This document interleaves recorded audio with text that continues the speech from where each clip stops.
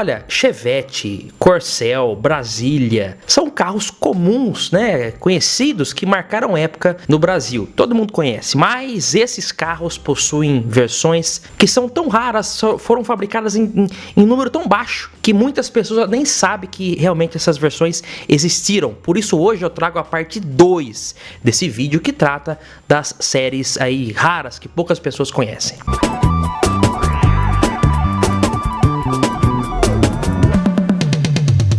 Olá amigos do canal PL, bem-vindos. Nosso vídeo começando, eu peço gentilmente a você que se inscreva em nosso canal, porque daí o YouTube vai recomendar cada vez mais vídeos como esse, repleto de nostalgias automotivas e curiosidades. Não custa nada e você realmente vai ficar por dentro do mundo nostálgico aqui do canal PL. Começando a nossa lista com o Chevette, mas o Chevette País Tropical. Essa versão foi a primeira série especial do Chevette no Brasil, lançada em 1976 e disponibilizada somente em maio e junho daquele ano. Segundo apuramos, cerca de apenas 300 unidades foram fabricadas na cor marrom ou bege. Foi o primeiro carro nacional a vir de série com rádio toca-fitas, que nesse caso vinha também com a fita cassete com a música de Jorge Benjor, que deu nome a essa versão País Tropical.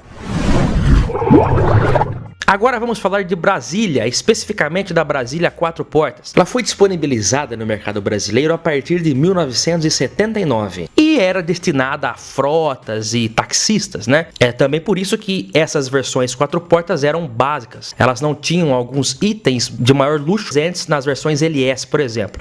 Mas a Volkswagen no Brasil já fabricava a Brasília 4 portas desde 1976 aqui no Brasil, só que não era vendida aqui. Essas unidades eram vendidas para outros países, né? Alguns países sul-africanos inclusive, e lá ela chegou a ter até outro nome, como Volkswagen Igala. Então a Brasília foi produzida a partir de 76, ainda com os para-choques envolventes sem a polena plástica e com as lanternas lisa, né, da geração até 1977. O Brasil nunca teve vendida diretamente essa configuração, Brasília 4 portas, com o visual, né, da fase 1, vamos dizer assim, somente aqui no Brasil a partir de 78, já com a reestilização daquele ano. Mas esses carros eram fabricados aqui, quem sabe não tem alguma unidade aí que sobrou aqui no Brasil para nós contarmos a história. A Chevrolet também apresentava o Chevette 4 portas. O Chevette, que em 78 passou também por uma profunda reestilização, até mais do que a própria Brasília, porque ele ganhou nova frente, ganhou um painel diferenciado. Não, o painel na verdade foi a partir de 77 com aquele tabelier maior, mas muitas mudanças foram implementadas nesse ano, e a versão de 4 portas que chegava a partir de 1979. Chegou a sair até esses modelos aí de Chevette com 4 portas e interior Chateau. O interior Chateau é na realidade aquele interior vermelho. Chegaram a sair Opalas e Chevettes nessa época. Depois a GM reviveu essa linha com o interior vermelho no final dos anos 80, 87 para 88. Na linha 88 especificamente chegou a sair esses Monza também com interior vinho ou vermelho, como você quiser chamar, né? Alguns chamam de Chateau, se escreve Chateau. E esse Chevette 4 portas da geração bicuda com interior Chateau, ou nem que fosse um interior normal mesmo, é uma configuração também pouco vista nas ruas do Brasil. Em 1978, para variar também, a Ford lançava o Corcel 2, um novo carro totalmente diferente do modelo antigo. Quando olhamos externamente, a única coisa que nos remete ao modelo antigo são as rodas de 3 furos. O Passat da Volkswagen era um concorrente direto do Corcel, né? E nesse ano era lançado o Passat Surf, que visava atingir o público jovem nos moldes do Dodge 1800 SE, que inclusive também pode ser considerado um carro muito raro hoje, né? Também merece estar aqui na nossa lista, um carro que era uma versão mais simples, mas com itens ali que os diferenciavam das versões standard puramente ditas. Também se tornou extremamente escasso hoje em dia. No caso do Passat, não se tratava também de uma versão standard comum, mas sim de uma versão que visava substituir o antigo Passat L. Equipado com motor 1.5, ele custava só um pouco mais do que o Passat básico e vinha com adesivos e padronagens e bancos exclusivos. Ele pegou bem aquela transição de 78 para 79, quando a Volkswagen reestilizou o Passat com aquela nova frente com faróis quadrados nos moldes do Audi 80 80 de 1976, ela se mexeu, porque veja só, o Chevette ganhava uma nova frente em 78, a Ford lançava o Corcel 2, totalmente diferente, o Passat com o mesmo visual lá de 74, estava atrasado, mas em 79 já chegava o Passat para ficar alinhado aos concorrentes. Então essa versão Surf foi oferecida em 78 e 79, portanto as poucas unidades que foram feitas são divididas entre o modelo antigo com farol, dois faróis redondos só, não vinha com a frente do TS de 4 faróis, e o farol já retangular da linha 79. Esse é o Passat Surf, né? O pessoal conhece aí Paraty Surf, Saveiro Surf, mas o Passat lá atrás era o Surf, o primeiro Surf brasileiro quando falamos de Volkswagen. Olha, se eu falar para você de hobby, Ford hobby, você vai lembrar do Escort hobby. Vai falar, poxa vida, o Escort hobby não é um carro raro, carro aí que foi fabricado em grande quantidade, mas na verdade o Escort não foi o primeiro carro da Ford a usar esse nome hobby em uma versão. A Ford, lá no final dos anos 70, observava o sucesso do Passat Surf e pensou, por que não fazer o mesmo? Seguir esse layout que na verdade já era uma cópia mesmo do que a Chrysler tinha feito com o Dodge 1800 SE. O resultado viria em 1980, já no começo do ano, com o lançamento do Corcel Hobby. A receita dela era o seguinte, eles pegaram um Corcel L, que era o intermediário entre o Standard e o LDO, que era o top de linha, e equipou esse carro com itens que eram presentes no Corcel GT. Aliás, Corcel 2 GT também é um carro pouco visto, né? Mas estamos falando aqui do Hobby. Então, esse carro era um antigo L, mas com itens estéticos internamente também de acabamento,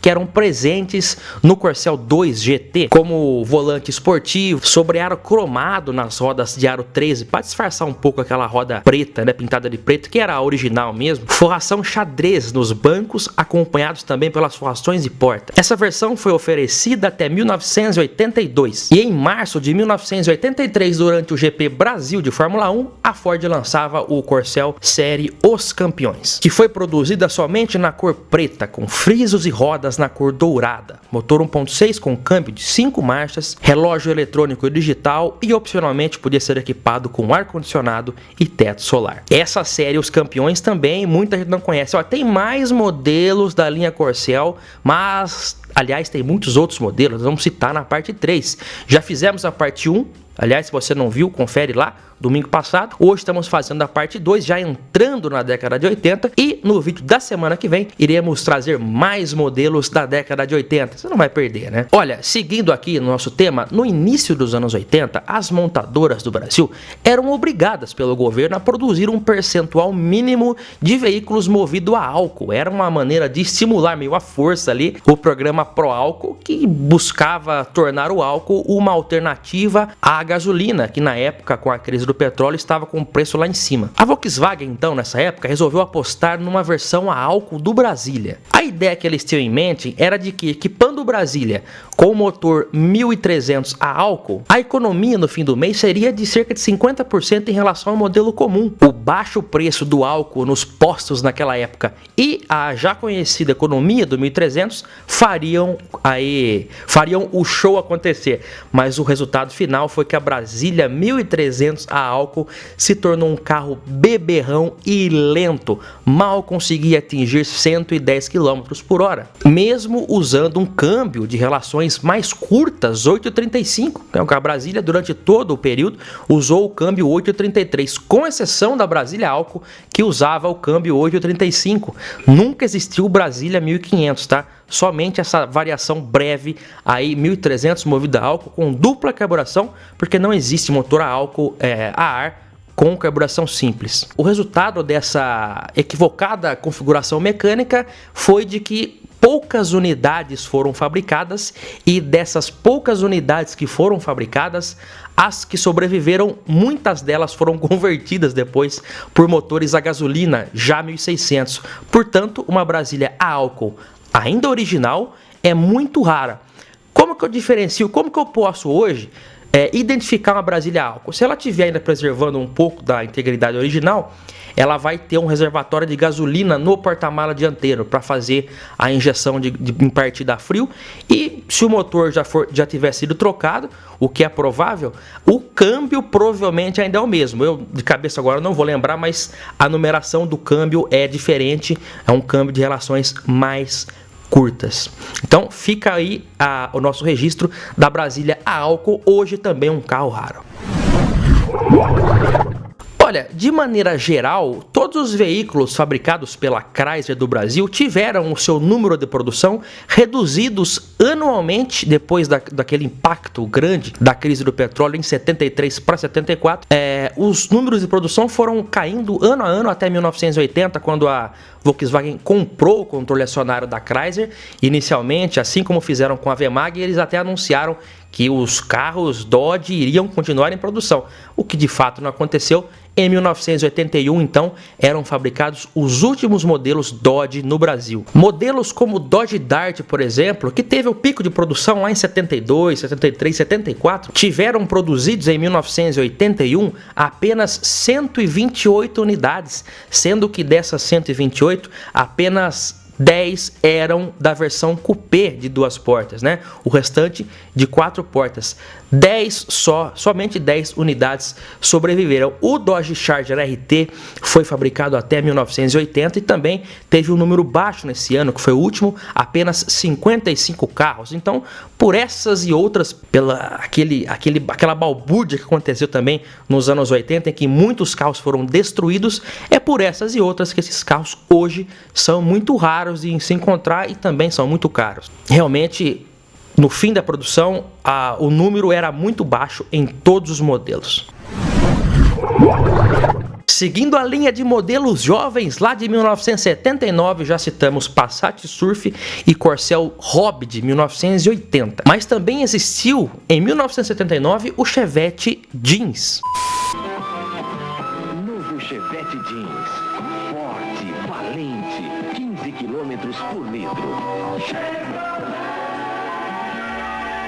Esse aparentemente não foi uma série especial, mas sim uma versão mesmo, que foi oferecida somente no ano de 1979. Infelizmente, a numeração de chassi do Chevette não nos permite identificar com precisão as versões como essa, por exemplo. Segundo testes de revistas da época, essa versão podia vir em 3 cores: azul, branco e prata metálico, sendo que essa azul aí é a mais rara. A versão jeans, ela vinha com o interior em brim, né, em aquele jeans azul mesmo, banco e revestimento de porta, mas fora isso era baseada na versão básica do Chevette. O que podia acontecer nessa versão eram vários acessórios e opcionais que podiam vir ou não, como bancos com encosto alto reclináveis, rodas esportivas, porta-luvas com tampa e chave, vidros verdes, entre outros itens, como o ar quente, por exemplo, que era um opcional. Muita gente acha que esse Chevette Jeans foi o primeiro veículo nacional a ter esse ousado interior azul, né, em jeans azul, em brim, mas na verdade ele não foi, porque em 1977 a Gurgel, aqui de Rio Claro, isso mesmo, havia lançado o Chavante Blue Jeans, com capota e revestimentos feitos em brim azul também, uma versão realmente desconhecida por muitos. É uma série especial de 1977 que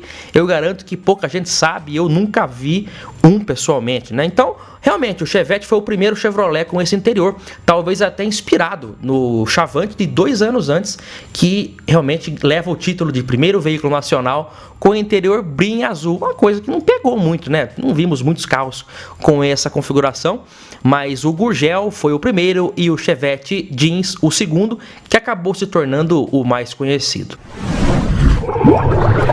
Olha, agora um Fiat na nossa lista, o primeiro, né? Fiat que chegou por aqui em 1976 com o Fiat 147, lançava a primeira picape comercial leve do Brasil em 1978, que era a 147 picape. É quase que um 147 cortado, porque o tamanho da carroceria era o mesmo, né? Não era alongada, o que aconteceu depois. Esse modelo ficou conhecido como saboneteira. Foi fabricado em 78 e 79. Em 1980 foi lançada uma versão ainda com a frente alta, mas com a caçamba alongada.